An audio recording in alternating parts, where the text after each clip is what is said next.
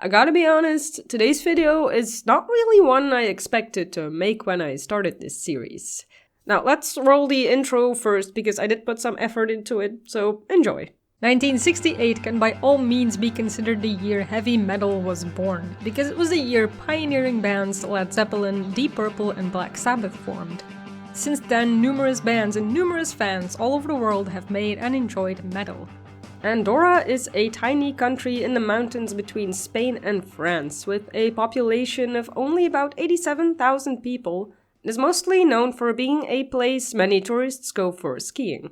Culturally, the people of Andorra lean closely to the Catalan region of Spain. So yeah, it's not really a place you would expect to have much of a metal scene at all, if any. At least that's what I thought when I looked at the alphabetical list of every country in the world, and when I came across Andorra, I was like, I'll probably have to skip that one. Like, maybe there's gonna be one or two bands, but turns out I was pretty wrong about that, although there's still only a handful of bands from Andorra, so it'll be a pretty short video, but I found some interesting metal from there anyway. Andorra's most famous metal band is Persefone, who play progressive death metal. They have about 73,000 monthly listeners on Spotify, which isn't huge, but it's not exactly small either. They formed in 2001 and have since released 6 full-length albums. Themes in their music include death, spirituality, Eastern philosophy, and self-discovery.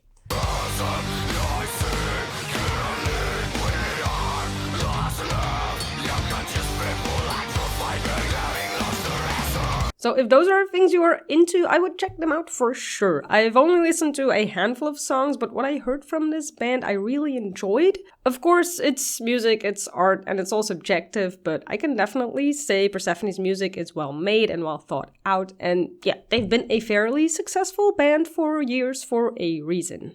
That's Andorra's biggest metal band. The oldest metal band from this tiny country I found is Among the Mist, a power metal band that only ever released one demo titled The Call of Ares in 2002.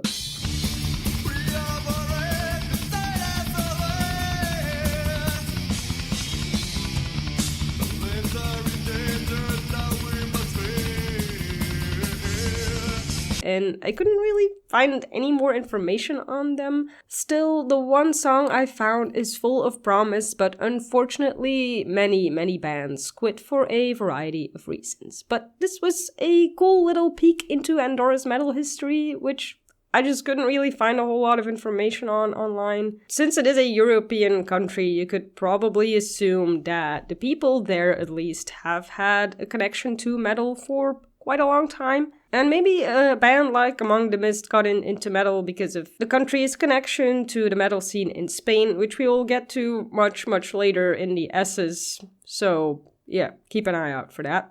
Eclipse plays melodic death and groove metal, formed in 2018 and released a few singles off of their EP titled Eternal Fall in 2022. I would definitely recommend checking them out. They do everything about death and groove just right, and I hope to hear more from them. They're still a fairly new band. Also, it's just a cool band name.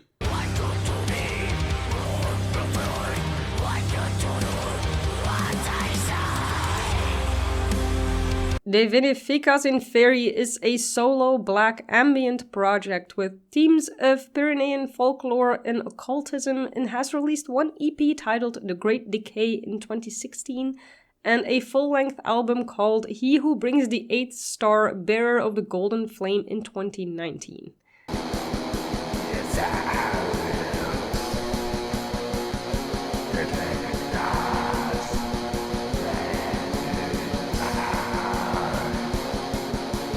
Another solo project is Dilaghran, combining raw black metal and dungeon synth, heavily inspired by Tolkien's epic fantasy universe. Sean B started this project in 2020, has since independently released a few singles and a full-length album titled Into Mirkwood Pathways We Walk in 2022. Bringing the heaviness of black metal and the dark ambience of dungeon synth, this is music for dreary and rainy autumn nights. And as a bit of a Tolkien nerd myself, I gotta respect the source of inspiration for this music.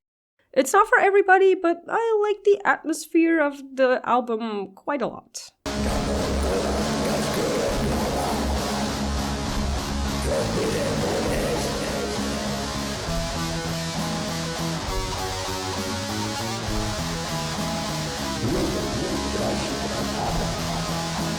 And lastly, Nami is, or was, they seem to be on hold for the time being, a progressive death metal band with 2 full-length albums to their name, Fragile Alignments released in 2011, and The Eternal Light of the Unconscious Mind released in 2013. It's honestly good music. It's nothing groundbreaking, but I think it's worth a listen. There's a lot in it to enjoy, and while the band's been on hiatus for years now, I hope for their fans they make a comeback at some point.